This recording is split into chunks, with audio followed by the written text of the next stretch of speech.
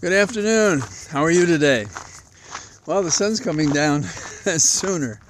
I'm doing this around 4 o'clock today, and actually closer to 4:30ish. Maybe that's one of the reasons. It's a warm day. It's in the 40s. I think it's 43 or 44. Well, what's going on? America's doing what it does. It's kabuki theater.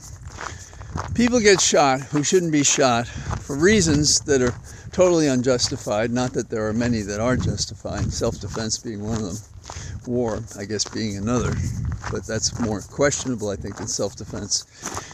And what do? We wring our hands, we say this is terrible, we run around in circles, and we do absolutely nothing.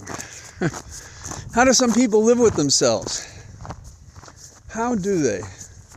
How could a piece of metal that hurls a projectile at such amazing speeds, it rips through flesh and bone and organs, through your very heart, your lungs, and end your life instantaneously, leaving behind friends, brothers, sisters, parents, who knows what. And we say we treasure life.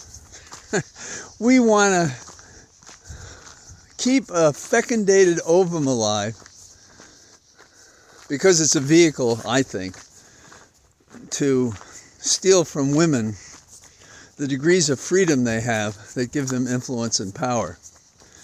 And I don't say power in a bad way. I mean authority to act, to do something, to contribute to the common weal. W-E-A-L. But what do we have? Instead we have people who probably say, oh, they were gays. The LGBTQ community. Something I've never understood.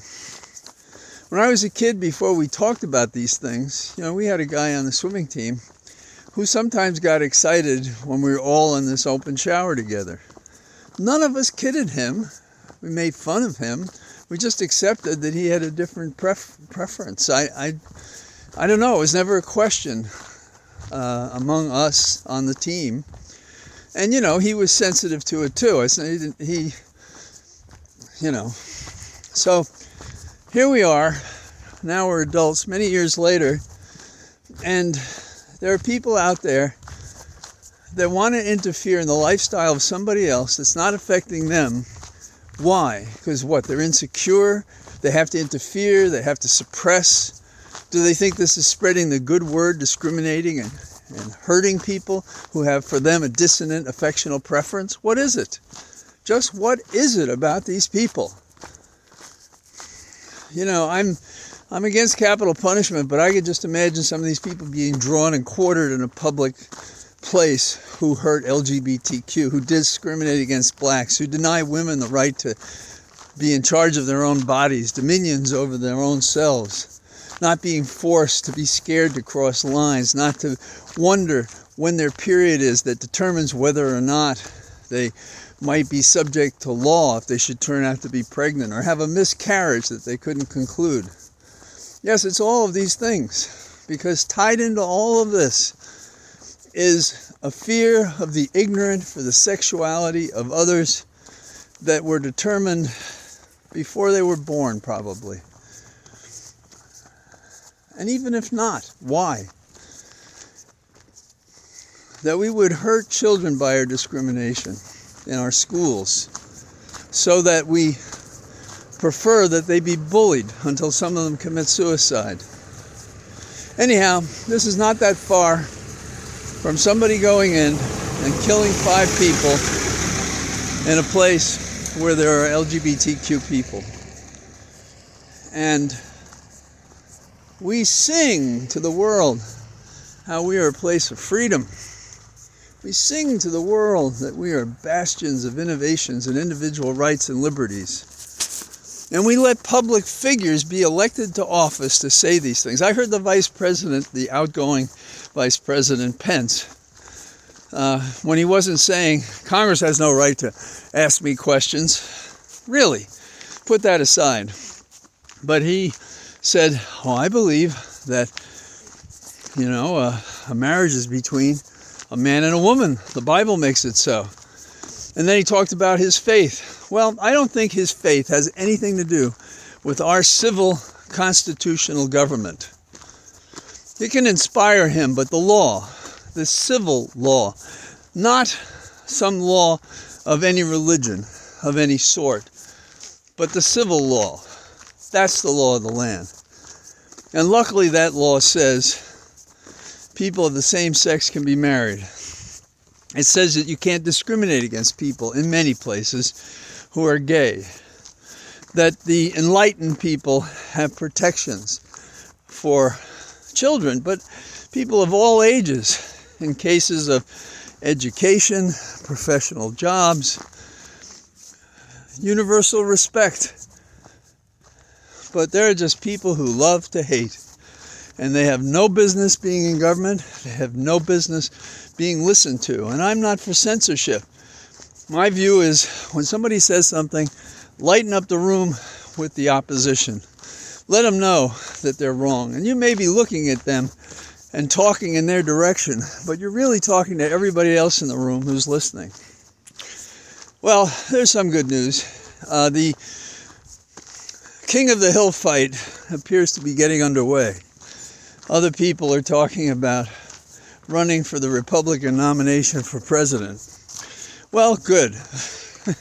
None of them are worthy, including the guy that they're aiming at, which I think is a mistake. But I'm not going to tell them how I'd run their campaign. I have no interest in doing that. Maybe it's a good idea. Maybe it would help them. We have melting glaciers. This time it's in Mount Kenya. How about that, huh?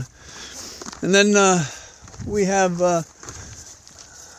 something that we haven't quite wrapped our minds around, which is the shrinking technological bubble. I work for Zoe Lofgren, who represents Silicon Valley, San Jose, California.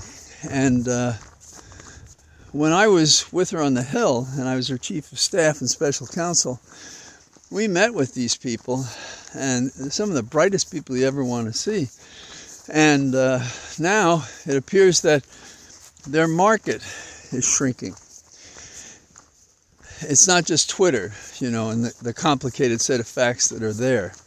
We see people, Amazon, for example. So what does it mean? Well, it could mean that it expanded, the technology expanded because of the pandemic, and now it's readjusting again. I'm not in a position, having studied the current situation, to say that's what it is. But I suspect it's a factor. How could it not be? I mean, how many of us have been buying more from Amazon than we ever did before the pandemic? At least in our family's case. The situation in America is of two faces. There's the persona we project of a tolerant, freedom-loving nation who gets along. When it's not that we're nothing of the sort, but we have a 40% component that doesn't care for other people, that's in it for themselves, that wants to be given stuff, whether they deserve it or not, that don't want to help others, that won't help others, in fact, discriminate against others and hate others. So, those of us who think that America should be a more generous place in terms of rights and liberties and tolerance and equal opportunity, we have to roar across the nation. Roar to change things as they are. Because our impression of how things are they are implies there's got to be a better order. And I believe there is. And I believe from time to time we've had glimpses of it. And now, more than ever, we need to make it a reality. And if we have to drag politicians to the future to restore American democracy, meritocracy, tolerance, equal rights before the law, then so be it. That's what we'll do. In the meantime, on this chilly day, I am in my Cathedral of Trees, and I look forward to seeing you again tomorrow. Bye-bye.